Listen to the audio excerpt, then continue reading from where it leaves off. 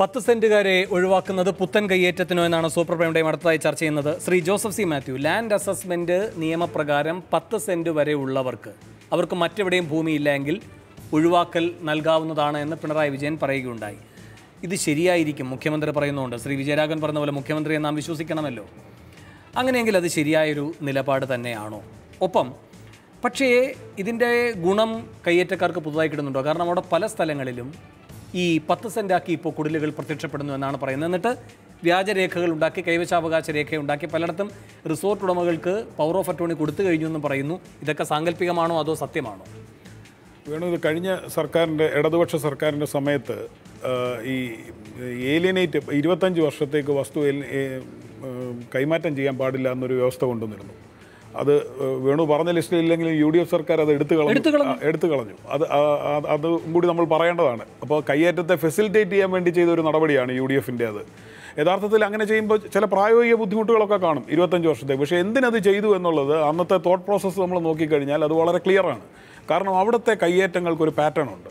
നമ്മൾ ഈ KDH village അതുപോലെ തോട്ടം മേഖല വിട്ടുകഴിഞ്ഞാൽ ബാക്കിയുള്ള ഏലകൃഷി നടക്കുന്ന സ്ഥലങ്ങളിൽ നമ്മൾ നോക്കിയാൽ ഇത് ഇപ്പം നിങ്ങൾ ലംബോദരൻ അങ്ങനെ പല പേരുകൾ പറഞ്ഞു. ഈ കുരിശു കൊണ്ട് നാട്ടുന്നത് എന്തിനാണെന്ന് പറഞ്ഞാൽ ആ സ്ഥലം ഈ 295 ഏക്കർ കൈവശം വെച്ചിരിക്കുന്ന ആളാണ് അപ്പുറത്തെ മലയെ കൊണ്ട് കുരിശു നാട്ടുന്നത്.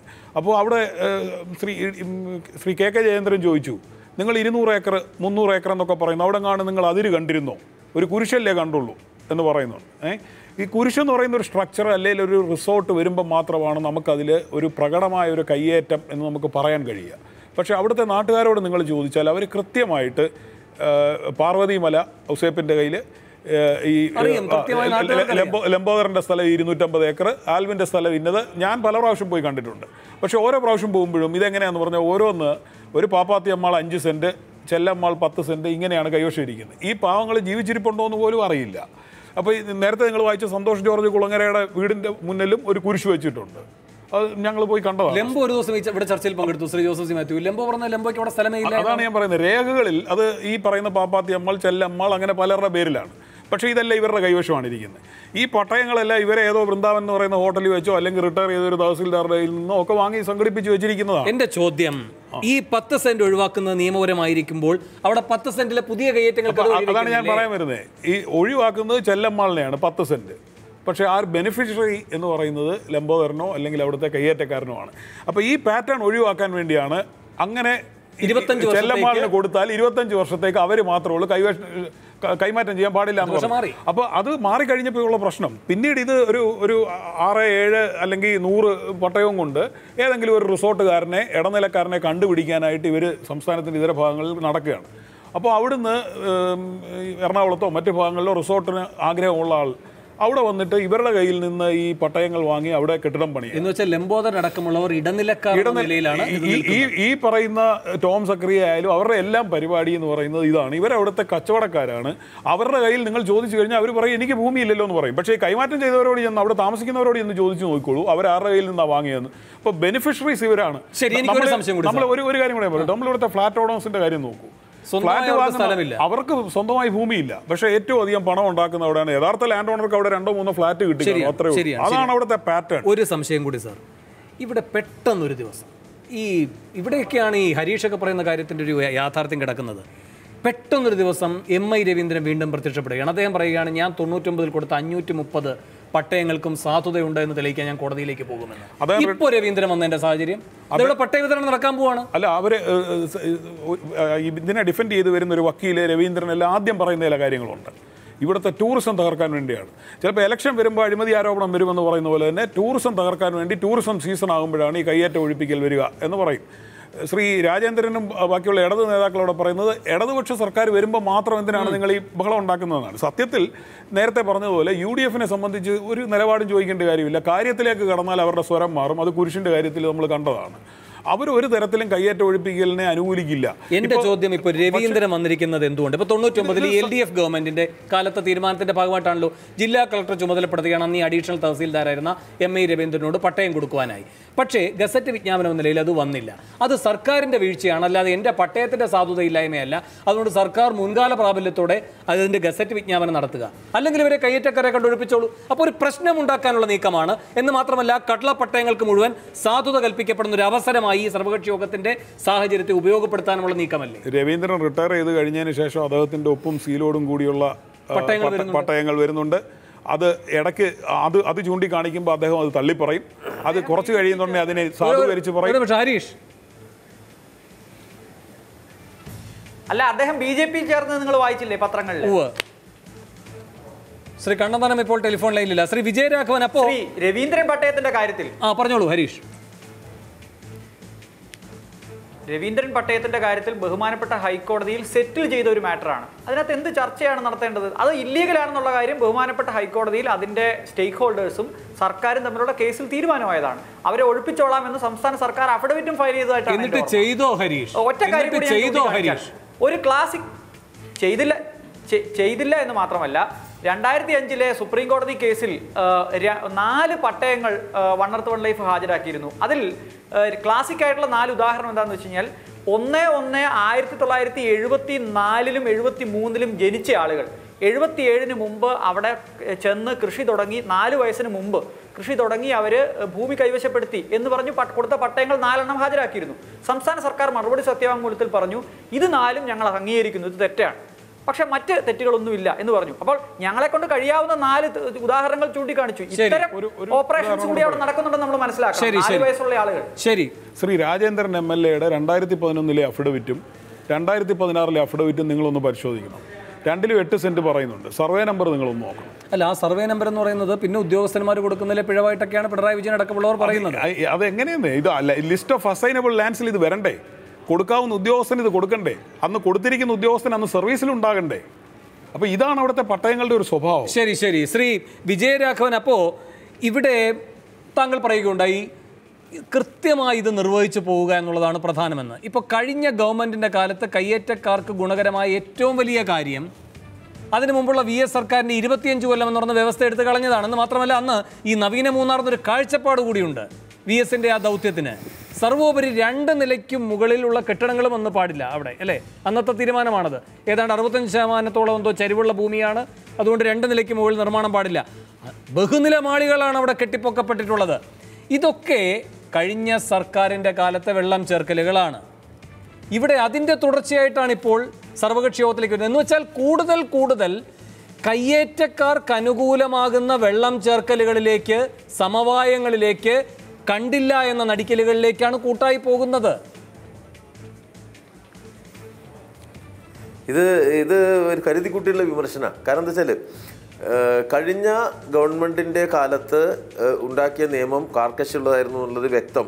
അതിന് ഇളവ് കൊടുത്തത് UDF ആണ്. ആ UDF ഗവൺമെൻറ്റിനെയും LDF ഗവൺമെൻറ്റിനെയും എങ്ങനെയാണ് നമ്മൾ ഒരേ പട്ടികയിലേക്ക് ചേർക്കുക?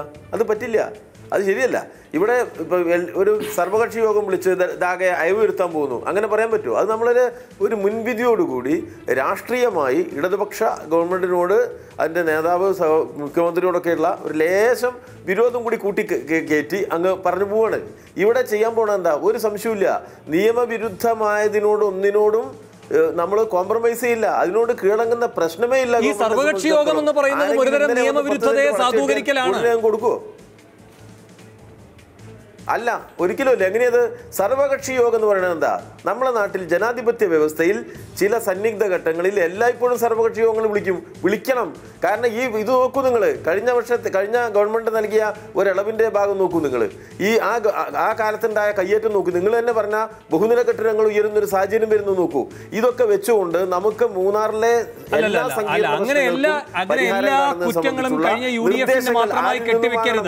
ഒരു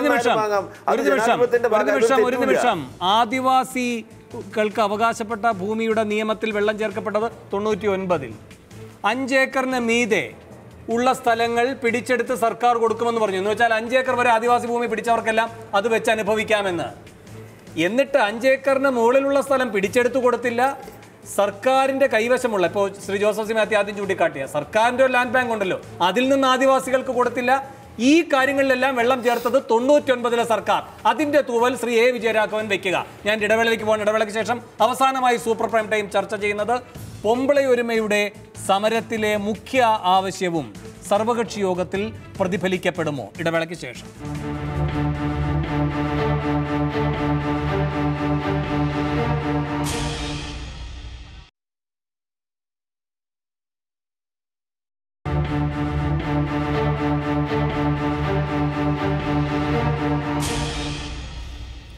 പൊമ്പിളയൊരുമയുടെ അവകാശങ്ങളും പ്രതിഫലിക്കപ്പെടുമോ സർവകക്ഷി യോഗത്തിൽ എന്നാണ് അവസാനമായി സൂപ്പർ പ്രൈം ടൈം ചർച്ച ചെയ്യുന്നത്.